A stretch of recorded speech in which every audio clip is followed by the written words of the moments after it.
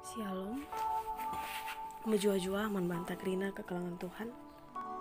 Si jadi bahan renungan ta ibas kita dalani wari enda ibot ibas Ulangan 32 ayat siwa 10 telu bagian da kata di bata. Tapi sinursur Jakub ipelihna jadi sekerajangan nah. Ida petina bangsa mampa-mampa arah gurun pasir. Sada ingan si mesuni tanah mesawang si ipas pasi angin meter. Ikawalina res ira arakna ia kerina. Bali res pengkawalina anak matana. Bagi Raja Wali ngajari anak-anak kabang. Natang-natang anak-anak ibabu kabang si ikir bangken. Bagi Tuhan jaga Israel gelah olah guling. Sisa dakap Tuhan mabai bangsana. Layak perlu penampat di batasi deban. Ibrena bangsanang kuasai uru-uru si meganjang. Mangani buah sinuan-sinuan si turah ibas mbal-mbal. Idak catengguli ibas batu-batu. Batang saitun turah menghumur ibas tanah sir batu-batu. Sehjenda pengogenta. Kekalangan Tuhan, ayat endang gambarkan karena perhatian res kekalangan Tuhan nandai bangsa Israel. Si iumpamakan seperti induk Raja Wali bagi dengan anaknya.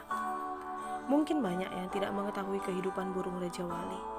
Burung Raja Wali suka sekali membongkar-bongkar sarangnya dan membiarkan anak-anaknya terjun bebas.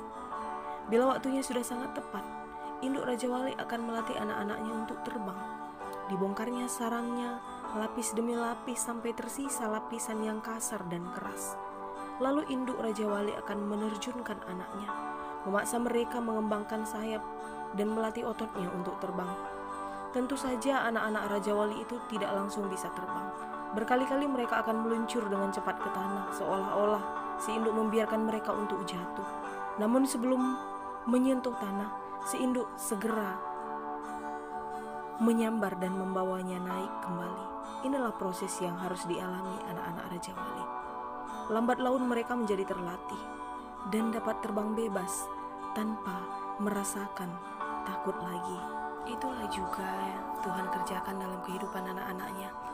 Ada kalanya Ia memproses dan membentuk kita. Dibongkarnya semua sarang yang selama ini membuat kita merasa nyaman. Bukan berarti Tuhan bertindak kejam terhadap kita. Dia membongkar semua kenyamanan yang ada karena kasih-Nya kepada kita. Bukan karena Dia tega terhadap kita. Kenyamanan seringkali membuat seseorang menjadi malas dan terlena. Malas berdoa, malas berkomunikasi, bernyanyi, memuji Tuhan, malas beribadah dan sebagainya. Bila kenyamanan itu dibiarkan bisa mengakibatkan kematian rohani. Seperti induk Raja Wali yang menyelamatkan anaknya sebelum terbentur ke tanah. Lebih-lebih lagi Tuhan terhadap kita. Saat tertentu Ia izinkan kita mengalami kondisi yang tidak seperti yang tidak kita inginkan.